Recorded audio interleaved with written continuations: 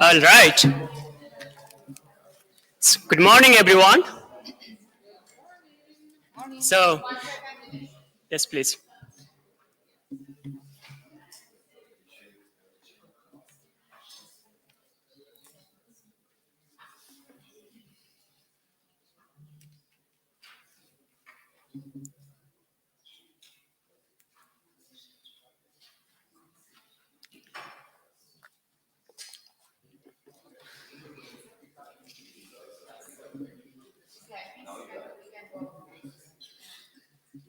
Thank you. Good morning, everyone, again. My name is Dinesh Pandey. Thank you for joining our session today. We are on the behalf of Young Scientist Group. We were organizing this side event on the topic of how to fund your research and where to start and how to get about it. So this is a very exciting session, we hope. The reason is I personally am coming from the academic background. So far, my experience is that my advisor was trying to get a fund, and then I was either teaching assistant or research assistant. So I was engaged in the research activities. Now, after completion of the PhD, now I have to come and see like a more research role. That means like a coming with a more getting funding. And particularly with this session, what we want is we want to get some feedback from the scientists, as we have speakers on the dashboard today.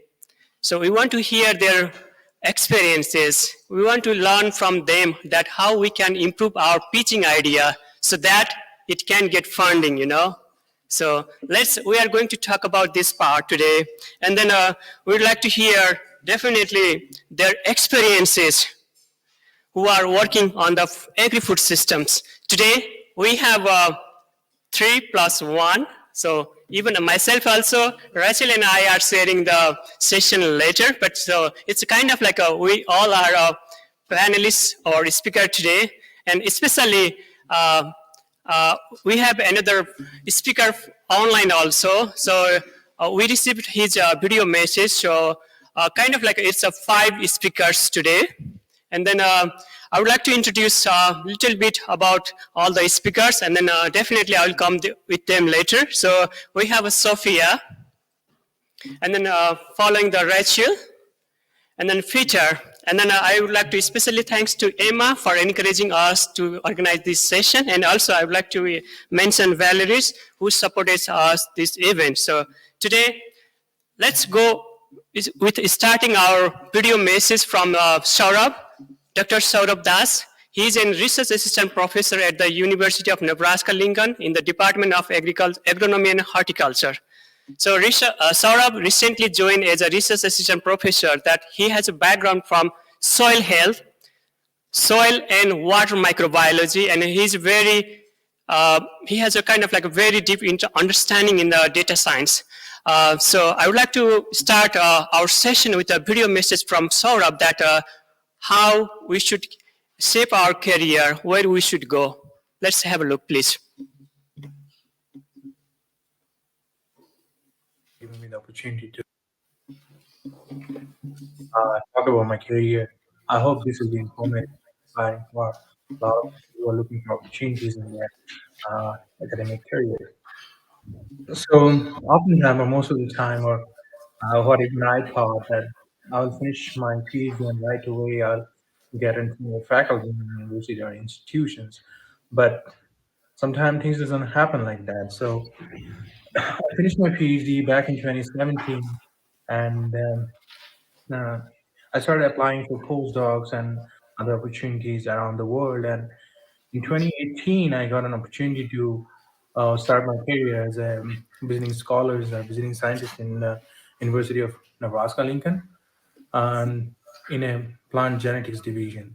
So I came and joined the UNL back in 2018 July and started working as a plant geneticist, mostly field studies, mostly looking after the field studies and phenotyping. I started working, I realized probably at some point I need to make a transition because my PhD was in microbiology, especially related to soil and water sciences. So at some point I need to make a change. So in 2020, I switched and I joined as a soil science lab as a postdoctoral research associate, mostly working on the soil health. And it was really exciting period and probably one of the career and life turning moment. And soil is one of the greatest things to work on now, especially when everyone is concerned about the soil health and soil health management, especially for climate change and food security.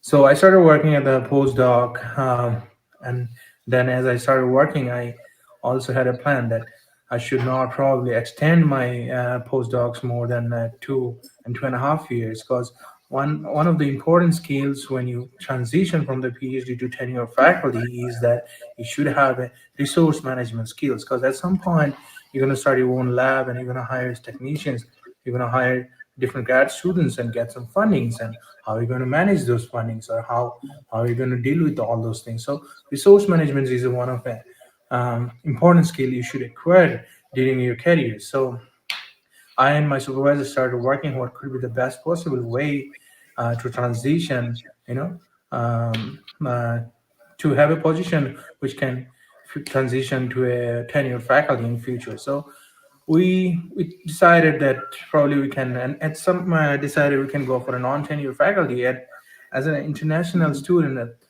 sometimes you also need to think about immigration status and all those other things. So we decided that I will transition to a non-tenure faculty positions, and most of the time these non-tenure faculty positions are supported by different fundings and different soft monies. So I started applying for different fundings, and we are fortunate enough that we got a couple of fundings from the United States Department of Agriculture, the USDA's, and which helped me to actually transition from my postdoc to a non-tenure faculty, which I am doing now. So make your career plan, where you want to go and what you want to do. Sometimes it's not easy, but you can always find your own way to figure it out. And for successful grant writing, um, try to write a grant in a simple plain language, because oftentimes people from different genres of science will, or different branches of science will review your applications, and it should be in plain language so that they can also understand. And try to find a gap in the science, and what is your approach, what will be your approach, and how you're going to how you're going to achieve that, and what will be the future outcomes. Try to write everything in a plain language, and try to get as many as collaborators possible, because science is interdisciplinary and you cannot achieve everything by yourself. And collaborations always brings new things to the table, and it helps achieving broader impact of the science. I hope this stories will help you, and who are looking for opportunities in their career. Thank you so much.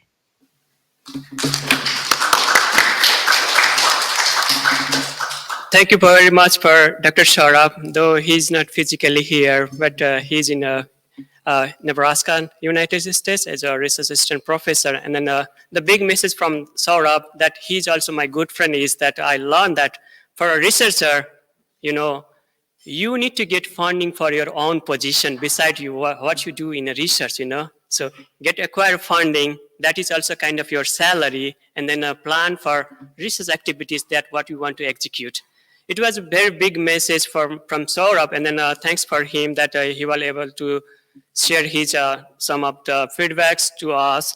And then I would just like to remind you that though this is a very short session, 45-minute session, but we have about 9 to 10 minute question answer sessions with our panelists. So please feel free to think about your question that you might have, and then in the time if you raise your hand, and then I will give you floor. So you have a microphone ahead of you.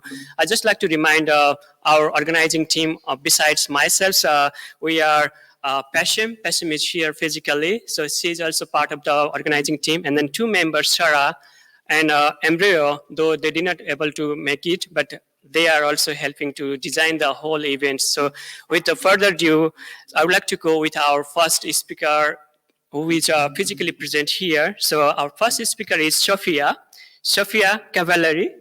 She's from Italy, and she's a young female researcher. She holds a strong background in indigenous food, especially indigenous food system and sustainable diets. And it's very happy to say that she is also one of the finalists of the Transformative Research Challenge. And about that one, that is going to be announced the winner tomorrow. And very confidential information that I was part of the reviewer of the challenge. So, and then today, I'm also learning some of the things like how to support funding idea, right? So today, Sophia is going to talk about the intersectional perspective that about the funding accessibility for young female researchers. So Sophia, the floor is for you, please. Thank you so much. Is it okay if I speak like this? Yes, volume-wise. Okay, so this is very vulnerable because, as he said, I am a young female researcher. And so I will start with a very personal kind of story. So I just defended my PhD in June 2022 now. And one of my supervisors, she is a woman and she is a mother. And she told me, Sophia, you will have to decide at one point of your career to either have a family or have a career. And I was like, okay, noted. But then I thought a bit deeper and I thought, why is it like this? Shouldn't be like this. Why do we need to face this kind of complexity? Because we already are living in a very competitive world. If you're thinking about academia for grants, it's a daily competition and you need to scale up and really climb the ladder in terms of impact factor, in terms of how many articles you publish, in terms of the quality of the articles, in terms of lecturing and doing more and more.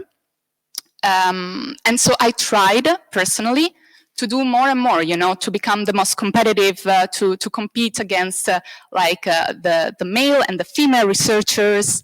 But then at one point, I really understood by talking to other female researchers that this wasn't the solution to win. And so what I think could be the solution to win is an alternative approach to the academic system that is not competitive but collaborative. And it is revolutionary in its approach, if you would think about it. And I think collaboration is really important because I truly believe that it can lead to innovation. So when I was doing my PhD research, I was in Thailand. I don't speak Thai. I had to access indigenous populations and communities. I'm not indigenous. So I was really relying on really kind-hearted early career researchers that I gave part of my research grant as research assistants. And in that way, we built kind of a connection and we stayed in touch. I also had mentors, of course, like female mentors that were very inspiring. But I think the switch would be to go from a mentoring stage to a peer-to-peer kind of knowledge exchange and also support system, because I think that would lead us to have a, more resilient kind of network. So yes, I think that's kind of the message that I would like to bring today to this kind of session.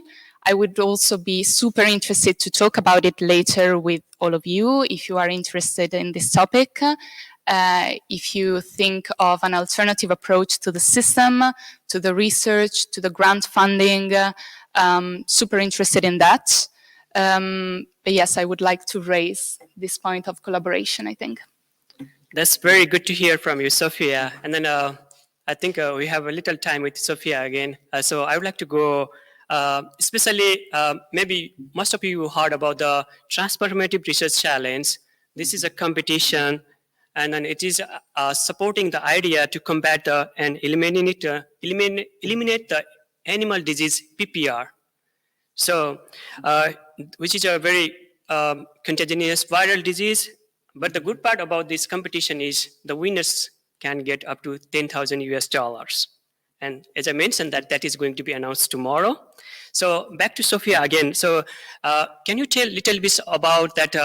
How did you form your team? And then did you get any support from your supervisor or any seniors? And then also, since we are also hoping to get some feedback about your intersectional perspective again, like a kind of like a intersectional inequalities that compared to male and female. So there is a kind of it's a hidden, inequality. So can you share a little of your thought, please?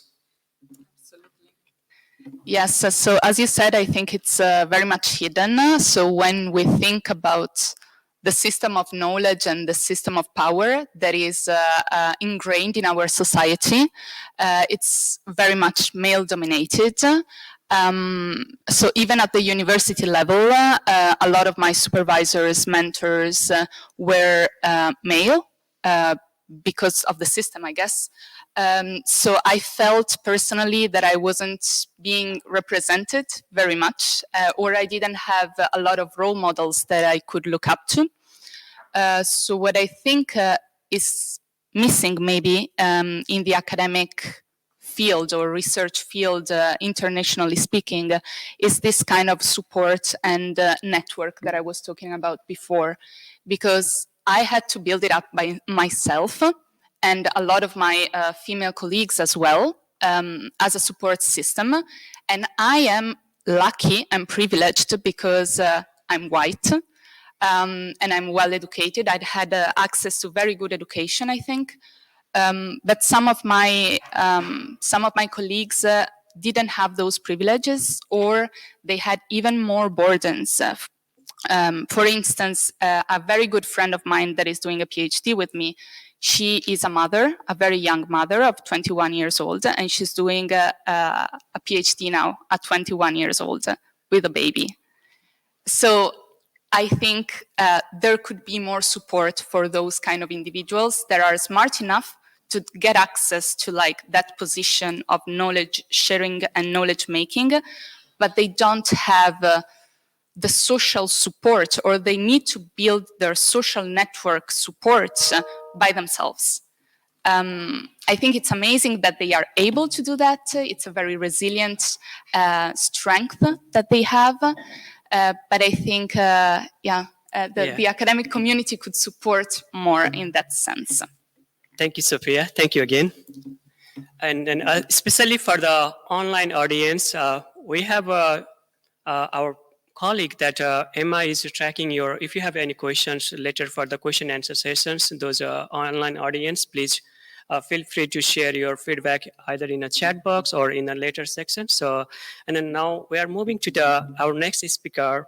Our next speaker is Peter, Dr. Peter Ashare Nuoma. He's originally from Ghana, right? Yes, and then Peter is also one of the members of the Young Scientist Group. If you are excited to hear more about the Young Scientist Group, please join our session tomorrow at 11:30 to 12:30 p.m., okay? So Peter is a lecturer at University of Environment and Sustainability Department. He has a strong background, especially building farmers' capacity and resilience for climate change. And then I have seen his work related to smallholder agriculture system in vulnerable communities, especially African communities. So today, Peter is talking about the intergenerational imbalance in research funding. So Peter, the floor is for you, please. Thank you so much. Thank you so much, Dinesh. Yes, there is intergenerational imbalance in access to funds for research. I'm giving an experience from the Ghanaian setting. As a young researcher and as a young scientist, if you want to get access to any good grant in the world, you have to attach an experienced professor to your proposal, from my experience. Even if the professor has no contribution to your proposal. Why should it be so? When the young scientist has the idea, and the young scientist has the idea to implement and solve a problem, but that person can only be supported when he or she is attached to a professor. It should not be so. There is the need for us to address this intergenerational imbalance. We all know that for young scientists or for youth to take advantage as future leaders, it is important we give them the opportunity from the onset.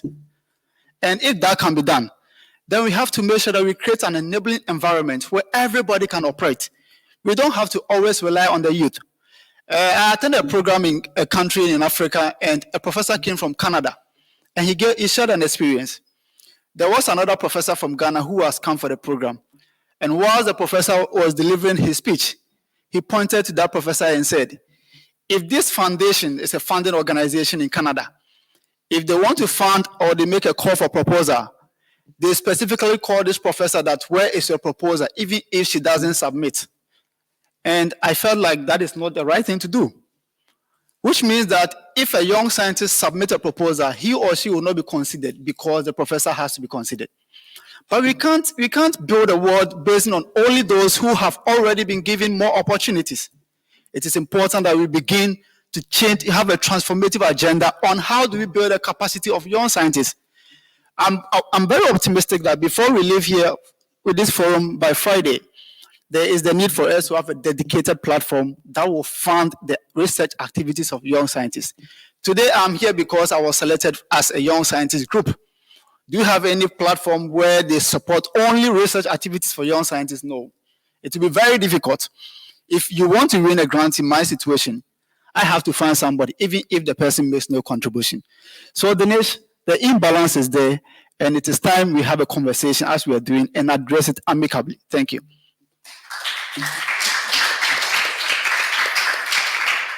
Thank you, Peter, and thank you for your insights.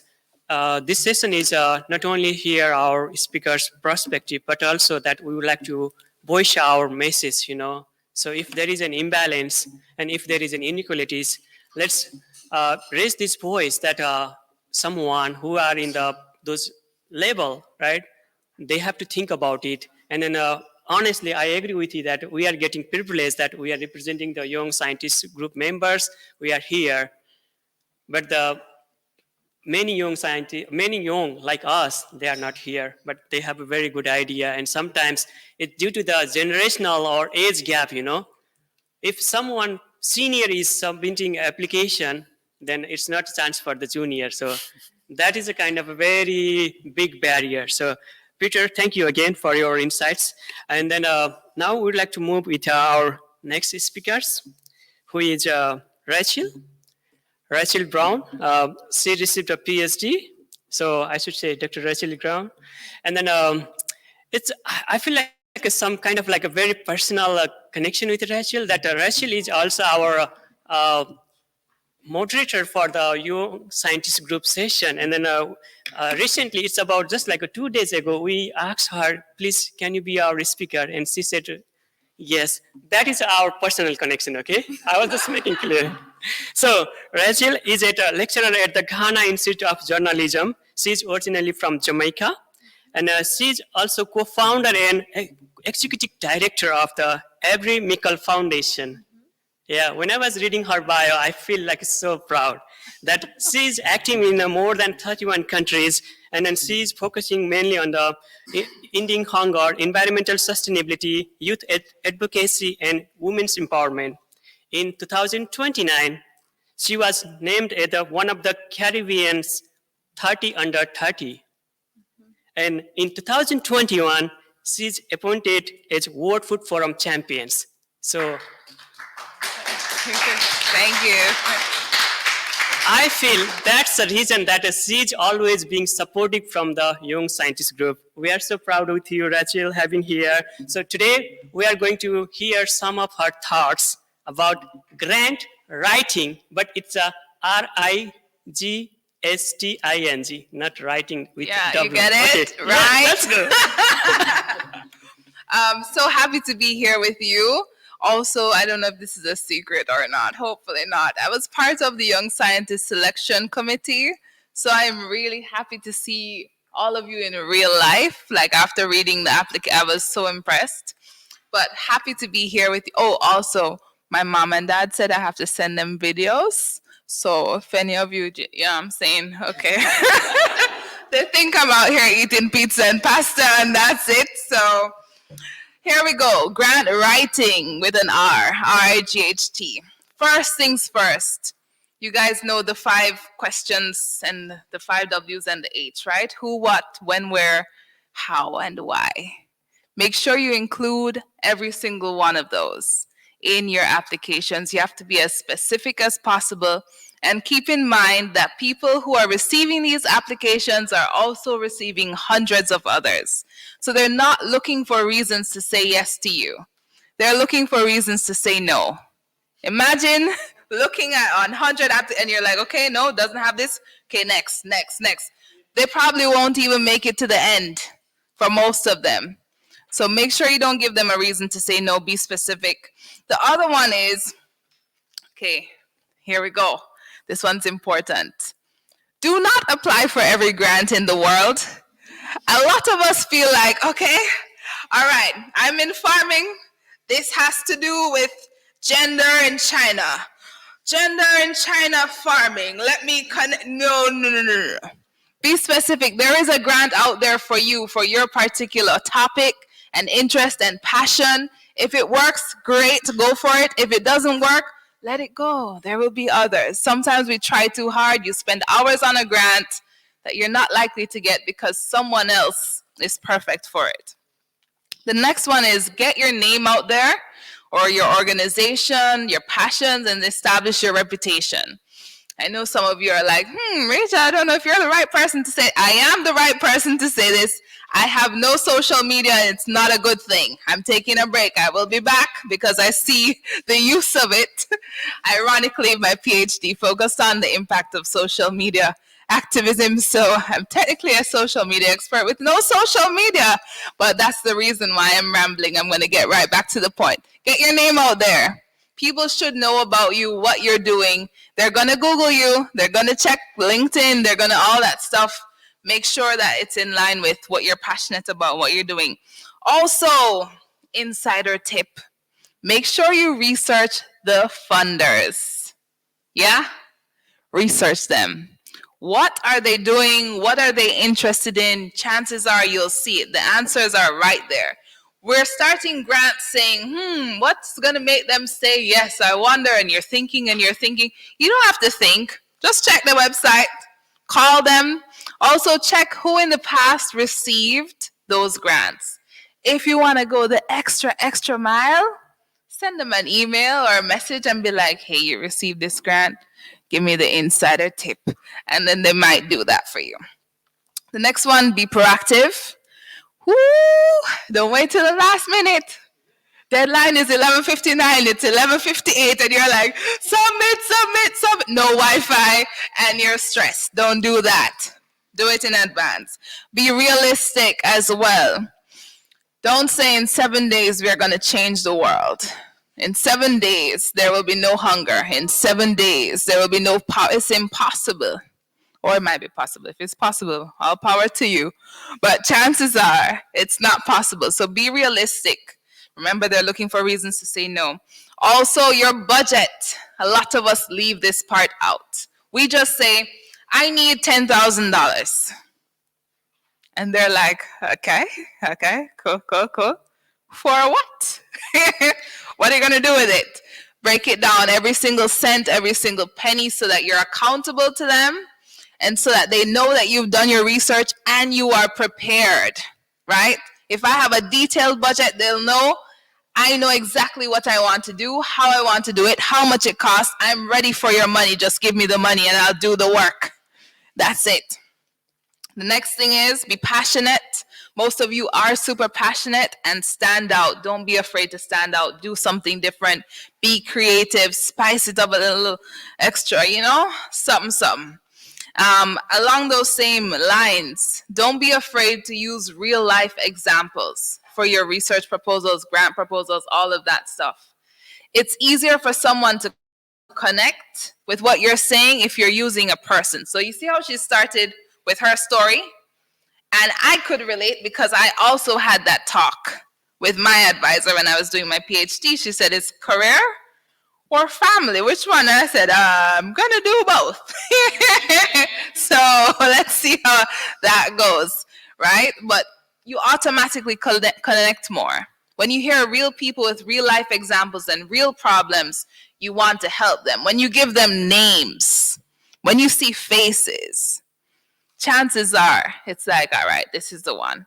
You're going to remember them. And the next one, You know, when you finish writing that application, you're like, okay, I'm done. I'm tired. This was so long. I just want to submit. Don't do it. Don't do it. Revise it. Revise it. And because you did it and you're tired and you just want to submit, you probably won't see all the mistakes or problems. You probably can't think of everything. As they've said, collaboration is important.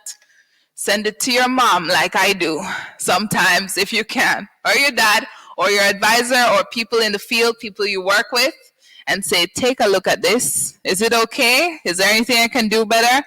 I know you don't want to do that last step. I know you don't want to change anything. You just want, but do it. Okay. And then the last one, submit in advance. That's always helpful once you're done. It's less stressful. I have a whole list of what not to do, but we'll get into that. Dinesh, I want to hear from you actually. What advice do you have for us? What are some tips? Thank you for asking a question, Rachel. And then I would like to go kind of compliment with you. And especially when Rachel was telling us about the don't submit everywhere, that's a very good message. Okay, strictly follow. And then there is a one point that sometimes when you submit an application, either if you get rejected or accepted, and mostly like our case is rejected, right? Sometimes even that will not reach the preliminary selection level also. But feel like if you will be lucky if you receive the feedback from the reviewers. Those feedbacks, that will be helpful to refine your idea. You know, I also serve as a proposal reviewer committee, especially with a USD and NIFA, kind of like a Hispanic society panelist. And then there is that, it's a team, you know. So for example, I'm from the soil science background, but sometimes my application will be reviewed by the just public, you know, like a very experienced public who doesn't have any background on the science or soil science. They are also your reviewer, you know, like the reason is they want to see what is your innovative idea and how the common people will perceive it. So make it very simple. It's not only you always present the innovative idea, but message should be very clear. And then another point as a compliment is, it's fine if you get rejected or anything, but I heard one conversation with a very experienced professor. Recently, I attended one workshop in a circular economy, and she mentioned that in the last 2 years, she received 10 out of 11 submitted funding. Her strategy was recycling and resubmitting. That means if you get rejected from one place, look at the feedback that you have received, then revise the proposal and resubmit it. But again, there is a one window that sometimes your idea, more than 2 years or even 1 year, it will be outdated, you know. The reason is someone, he or she may already initiated that idea, or that idea may not longer exist. So those are some of the feedbacks that I would like to share with this forum. And then now we have a kind of a short time period. We definitely will come with a panelist for further question. But before that, with respect, we'd like to give some floor for our audience. So Emma is checking on our online audience, if we have any online audience. And then first, let's go with the on-site audience. And I have seen the raised hands. So Andrea, I will go. And then with Ram, I will go. And Shanchuan, so we have 3. Oh, yes. Okay, so let's go first with online question, and then we'll come with Andrea, Ram, and Shanchuan, and then also I see you, yeah, definitely. So here is the question. Thank you for the talk. I want to ask, do you think that PhD is needed for a grant application? Peter? I can't say yes or no, because it depends on the requirement from the funder. Some calls will say strictly for somebody with a PhD. And if that is the case, then yes, it is. But there are some calls that is open for even somebody with first degree or master's. In that case, PhD is not a requirement. So it depends on the requirement from the funding institution. Thank you.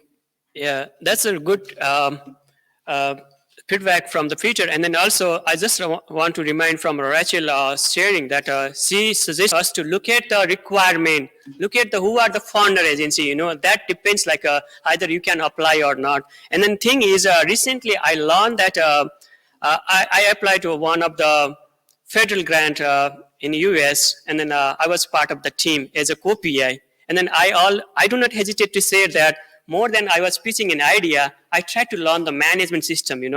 For a grant application submission, it is not only the innovative idea, but you need to know the package.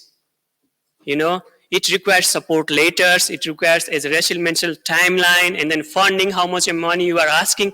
So those things, please check it out. Now, I would like to go with Andrea, please. Yeah, can you hear me? Yeah. First of all, thank you very much for showing us your experience and tips. I would like to raise one issue.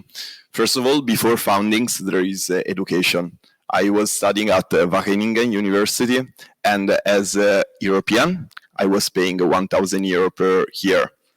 People that are not from Europe pay €17,000 per year. So I'm wondering, how can we have equal access? I'm European, I'm lucky, I'm white, but I would love to have people around me that have my same opportunity. Also at work, my previous work, Michelle, you were talking about social media. Before giving a fund to a person, my employer was checking his profile. He saw that he was gay, and he chose another person. So a question for you is, as a man, as a white person, what can I do to have a woman-friendly environment, an environment equal for everyone? In the future, maybe I will be the person that will employ people, and I want to create this world, equal world.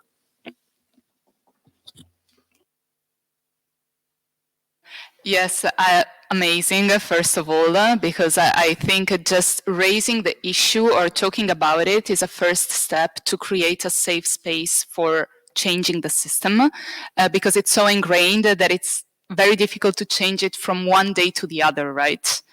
And also, I think it's about changing the culture as well. So it's not only the demand, but the offer. Sometimes we look a lot at like challenges or competition. And what I would like to see is more collaborative experiences or opportunities. So maybe not offering like a grant for one person with a PhD, but for a team with multiple experiences, multiple competences that can integrate each other with different skills. Yeah, I had actually wanted to answer the question before. A short answer is no, you don't need a PhD to write a grant application. But thank you for your question. I think you asked, as a man, as a white man, what can I do? I think the simple fact that you're asking that question is doing something, honestly.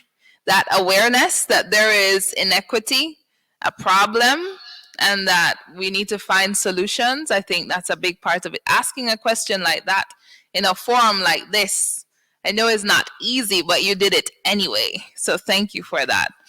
I think in the future, and for us who are gathered here, so for me, I went to school in the US and in Barcelona, way cheaper in Barcelona, just in case anybody's thinking about it. My school fees in the US were $50,000 a year. I was on scholarship, or else I don't know where I would be right now, honestly. So there's a very, very big problem in terms of access and increasing access. I think we need organizations and schools and people in general to understand that while we have a specific perception of what an academic is, when you hear the word academic, you're thinking old white man, right? Yeah? Is that accurate? For the most good. That's not the case. An academic can also exist outside of academia, traditional academia. We're all academics, regardless of the level. Very few people in the world have a PhD. I think it's something like 5%. But the whole world, everyone in the world has something to contribute. Every single person has experience, has passion, has talent. So we all need equal access in spaces in the classroom, outside of the classroom. And I'm saying that as a lecturer, I'm in the classroom all the time. It's not for everybody. Yeah? Unorthodox opinion, I know. But I think we need people to invest funding into these spaces, and specifically for those who are in marginalized communities, those who are underprivileged, those who are not represented specifically for them. And we need less clapback about that. A lot of people are saying, oh my God, another scholarship for Black people, they have so many. Another thing for women, but what about the men? It's still a problem. Until there is equity and equality in all of these spaces, then we do need those specifically targeted opportunities in order to even the playing field. We're already very far behind. As a Black woman, I'm saying that. It's not easy. I'm happy to see the Black women here. That's a big deal. 20 years ago, probably wouldn't have been the same. So I think having specific opportunities for us, and then ladies, gentlemen, everybody here, once we get there, ensuring that we open the door for those who are coming up and keep it open, we need to do that. It's crucial because we all have something to contribute. Thank you, Rachel. We have just few minutes remaining, and then we also need to be very careful. Okay, so the first we are going with our online question that how can we make funding younger scientists a global priority? Wow, I'm not sure of whom to give this question. Peter, you want to try? Okay, so let me contribute to this. Please, very short. First of all, we should have a dedicated platform for funding young scientists. And that should emerge from the World Bank, from international financial institutions, and the United Nations. If they don't start that agenda, individuals can't, because automatically they are the ones ruling and then giving a framework to the world, directions on what to do. So they should see that priority. The other thing is there is the need for us to also collaborate. Yeah. Collaborate between developed and developing economies, collaborate between the young and the old. That collaboration must also be there. From there, I think we can build that agenda. Thank you. Okay. Yes, please. And also add to the judges young people, because those are the ones that will select the winners of the grants. And this implies changing the power structures. And I understand it's very uncomfortable, but I think it's needed. Yeah, on the same note that collaboration, I would like to mention one thing is that we represent a young scientist group. I want to especially highlight on the collaboration, especially the interdisciplinary collaboration. Those audience who are here and also who are watching us online, and even if you are watching our recorded video later. So if you want to collaborate with us with any idea, please reach us. Our coordinator, Emma, is here, but again, please visit the website, World Food Forum, Young Scientist Group. Once you reach out here, please feel free to share your idea. We always want to collaborate. That is a way that how young scientists can get kind of experience and then also more research activities that we can bring into. So with that point, I would like to go with Ram, please. Very short question, please. Thank you so much for your great talk. My question is specifically to Dr. Peter. I imagine that the researchers in developing nations have relatively less access to the funding or grants as compared to the researcher in Europe or US.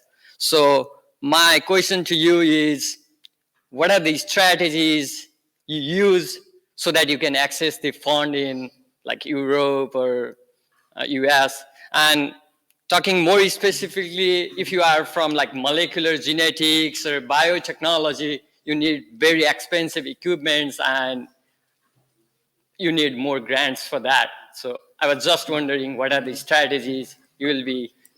Okay, thank you, Ram. Yeah. And before Peter, I would like to hear the question from Shanchun also, please. I only have one comment. Today, I was so proud of you, and thank you so much for the inspiring presentation. So I only have one summary from my side is writing proposal will benefit whatever career path we choose.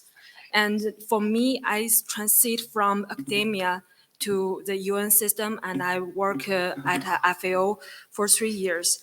And writing proposal skill will benefit whatever proposal writing for the UN. And it's time for us to make the recommendation for the capacity development for the young people in the agri-food system at individual, institutional, and enabling environmental level. And so thank you so much. And over to your moderator. So, Peter, first question about. Okay. So, Rom, if we're in US, I'm in Ghana, I want to tap into the US funding system. I have to collaborate with you. Yes. You are a young scientist, I'm a young scientist. That's the only means for me to get. If not, it will be very difficult. So collaboration between young scientists is very important. And yeah, collaboration is like general term, but I know that in academia there is like dynamics between the individual. How do you like give like co-PI or PI or just collaborator? Yeah. Maybe I can add that part. So imagine from our role, okay, until and unless you have some reason for join the collaboration or to present anything. So I would like to say, even if it is a scratch, present your idea. You can have a dream, but don't give to steal your dream to someone. Be careful, okay?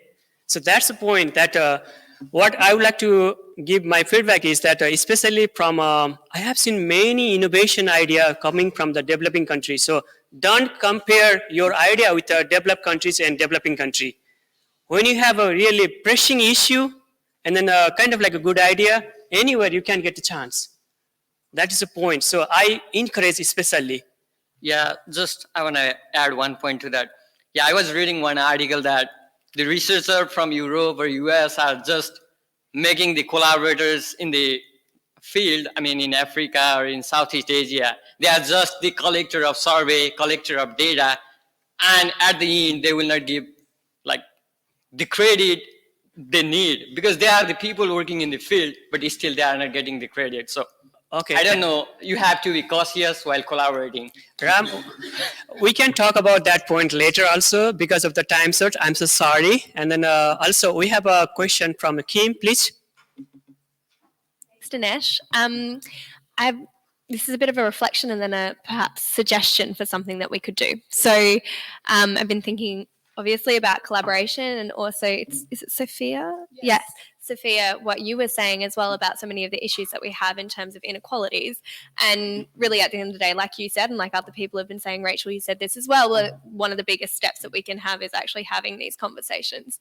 I live in Australia. It's a fairly isolated place. There's not, we're in a different time zone to a lot of you all here, but we still have the internet and we have the ability to connect. And so I'm wondering if something that we could set up is some sort of network where we actually, young researchers working in agri-food systems, connect online on a semi-regular basis. You can do things like we do shut up and write sessions at my university. I'm sure some of you would be familiar with those as a time just to sit online together and work on our own things. And then when you have a break, you can ask each other questions, you can brainstorm together.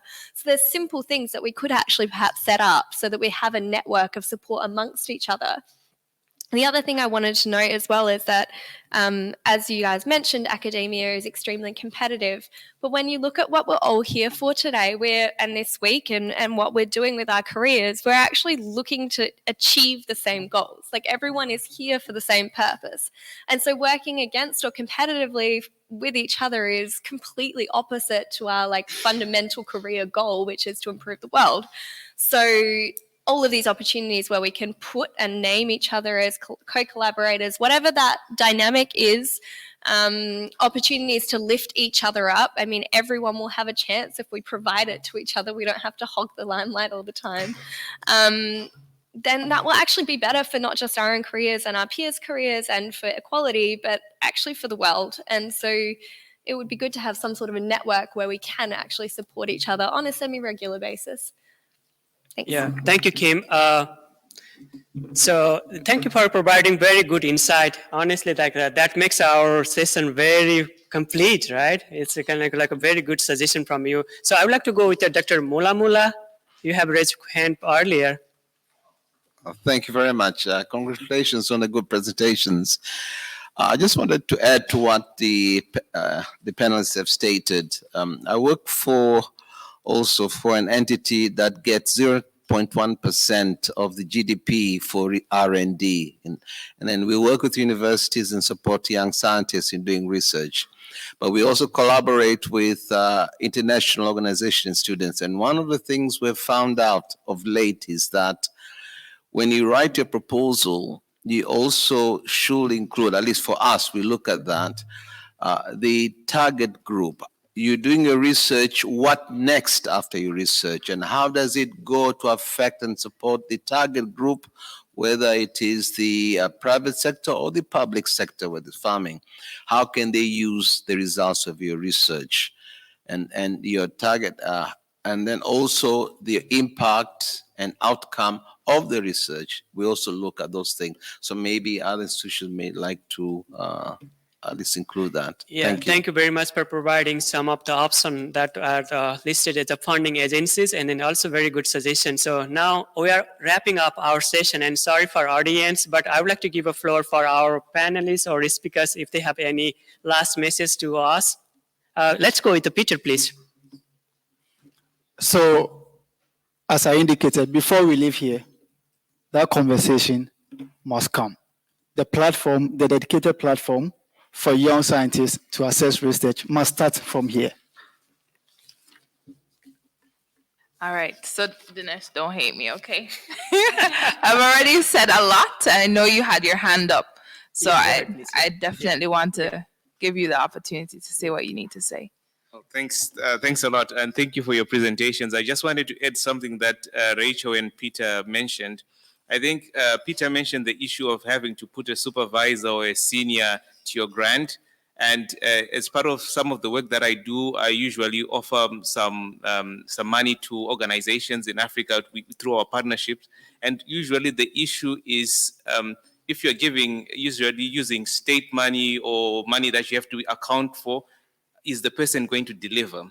So there is the issue of credibility. And sometimes as young researchers, we know that there's a problem that, you have to have a profile, like Rachel said, you have to build a profile, whether it's going to conferences, publishing, that makes you credible. Because the person who is giving you the fund has to, you have to deliver at the end of the day. So I think we should think about building a profile that shows that we are credible people that can deliver when we're given taxpayers' money. Thank you. I agree with you. You want to add anything, Rachel, please? Just want to say thank you for being here and thank you for being awesome. Thank you for doing the work that you're doing. There's enough room at the top for all of us. So, yeah. Sophia, please. Was there someone else who wanted to add? You? Oh. Yes, I will leave mine. Okay. Hi, everybody. So I'm also part of the Young Scientists group here. I think there's a small conversation we did not have about academic life, which is, I see a lot of hope in the room, but the point is that academic life is very harsh. It's not only about discrimination, inequalities, lack of opportunities. I gave myself as an example. I finished my PhD in 2020. I sent 300 applications to find my position. And I made the calculations. There were 2,000 openings all over the world. Italy alone graduates every year 2,000 at least PhD students. So it's not only about inequality, it's about whether there are opportunities or not, which is why the private sector plays a role for PhDs, PhD candidates. When they finish, they don't want to stay in academia, they could go and work in the private sector to find jobs, because honestly, I don't think universities can handle that amount of PhD candidates all over the world. That's the first point. Second point concerning the networks. Yes, we all have to build networks. So if it was easy, everybody would do it. So I, as an academic, I have to create legitimacy. I have to create a name for myself. I have to create a certain, within publications and projects, so that to get to a certain point where my community, for instance, the water expert community acknowledges my existence, and then they start giving you opportunities. It's not that only as an academic you require support, but you have to do the work yourself. And that's extremely difficult for the first 5 to 8 years, because you need to become someone of value to provide value so that the community where you want to provide value also add value to your life. So it's not simple about just support. If you don't do the work on yourself, it's problematic. And we can see all like how it is extremely harsh in academia, at least. So just wanted to point that out. Absolutely, and if I can build on that, I think if we are so smart to understand how the rules of the game are, the academic system, and so competitive, we are also so smart to deconstruct them and play it with our own rules of the game, which can be a bit more collaborative. Yeah, on the same note, Emad, I'm so proud to you have in our young scientist members that your experience from the university lecturer and then research grant acquisitions. So we feel as a young scientist group team, we are so proud to have in our name members. I received a, yes, that's a really proud moment. And then Peshim, you have any question or your thought, please? And Peshim is also one of the organizer of the event. So let's give floor for her. Please go ahead. Okay, thank you guys so much. Can you hear me? Okay, good. Thank you very much for the insights. I really appreciate each one of you. You have different perspective to the same topic, and I think that's exactly what we want for those kind of conversations. Each one of you have your own experiences, your own walk of life, and when you bring them together, you create a comprehensive sort of picture that we can all learn from. But I have one question which can be taken by any of you. Just share one experience of you applying for a grant, and what was the hurdle that you faced in that, how you overcome it, and were you able to get that grant? If no, did you resubmit? And just the whole experience, and let us kind of walk through the applications. If you find any challenges in the process, how you end up overcoming it, and hopefully we can also get some tips from that as well. Thank you very much. So this direct to you, Peter, and myself. So I would like to give you one quick feedback is about. So when we say collaboration, this is also kind of a conflict among the young professional, or like a conflict among the professional. You know, be careful. You are working together, but I have seen sometimes too much conflict also in terms of collaboration. That is also point to be like. So be very kind and give a polite word how you want to refine your proposal idea or anything. Give a sufficient time, as Rachel said, like a early submission or early planning. Those are the good things. Peter, you want to add any more? Okay, and what I will add is that it is always important to mimic the submission process. Why am I saying this? We submitted a proposal to Spencer Foundation, and in the call we did everything they wanted. But at the point of submission, then they were asking different questions that you have to do. And if you wait until the last minute, which means you will not be able to submit.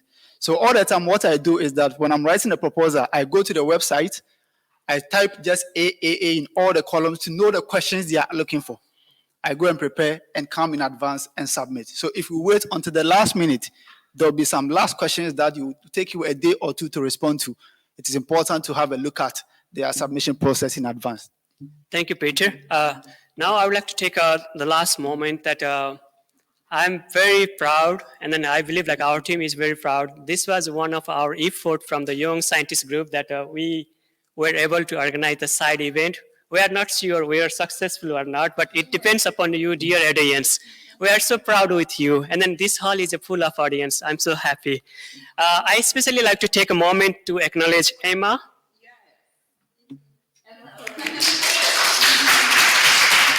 And Valerie is also from the World Food Forum, those who provided forum for us to discuss about it. And then also similarly, my colleagues, Sarah, Peshim, and Ambrosia.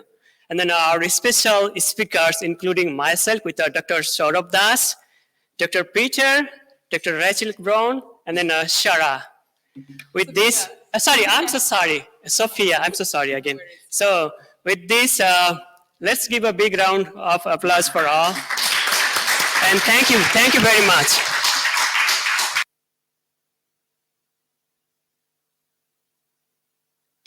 Thank you, everybody.